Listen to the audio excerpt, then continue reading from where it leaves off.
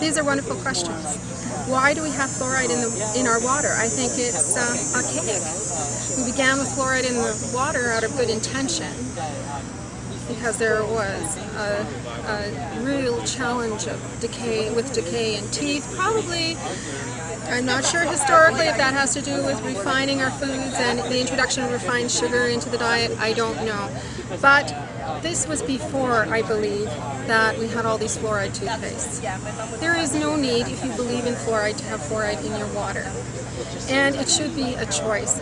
There is a rapid availability of fluoride in toothpaste. Toothbrushes are even given out in food banks. You know, generally speaking, there would be very few people that might want this that would go without it. I personally don't believe that it's what we need. I believe in a change of healthier diet, no refined sugars, and good oral hygiene can be done without fluoride. And I definitely do not want it in my water. But this is why I believe it's there. It's an archaic belief. It's outlived its time, and now it's time to just look at the life, vitality, and health of water coming into the urban environment or wherever it is, but also going out and back into the rest of nature. Now, what does democracy mean to me? Freedom of thought. Freedom of thought with a conscientious activation, meaning consideration for others with freedom of thought. We don't exist in isolation, though we may feel we do. And I think freedom to share those thoughts in a respectful way for self and others, and then to arrive at both individual and group decisions without fear. And I think without fear is the biggest part of this. And with respect would be also a huge part of this. And I think that institutionally we have to protect integrity. Integrity is in short supply. It begins here with you and I, and it's up to us as individuals to maintain that integrity. And integrity is a part of the democratic process.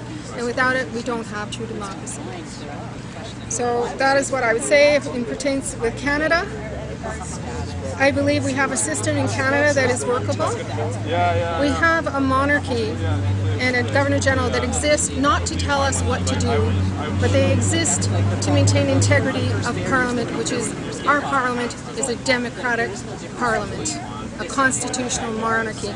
And I think that at every crossroads we must educate and make people aware of all of these kinds of things so that we know how our political democratic process is supposed to work.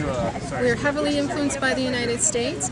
Our Canadians know more probably about the American government system than they know about ours. They don't always understand the importance of the role of our Governor-General, and that is to protect the integrity of Parliament and democracy in our country. How would you eat if supermarkets closed? If something would happen, like a plague across the continent, and all the truckers that are moving food across the continent all got sick, we have exactly 3 days worth of food to last everybody. That it does not have an independent source of food beyond supermarkets. That is a travesty. That is reckless. That is dangerous and irresponsible. Very few people are aware of that. That information that I gave you came from a trucker. Now, I would go to a farmer's market. Currently, where I live, I only grow a tiny amount of herbs. I'm in a condo situation, which kind of brings me to my ideal home. My ideal home would be an earthship. It would. I think it's a splendid idea. It's resourceful, it's creative, it's adaptable, and it's doable in cold climates and hot climates. You can grow pineapples in an earthship in the middle of winter in Canada successfully. I think this is an idea worth adapting across the country. It has a barn building spirit, which is something we very, very much need in this country and around the world. It's people working a grassroots way together and helping each other. The helping each other system has always worked well for humanity. Why abandon it now? Thank you.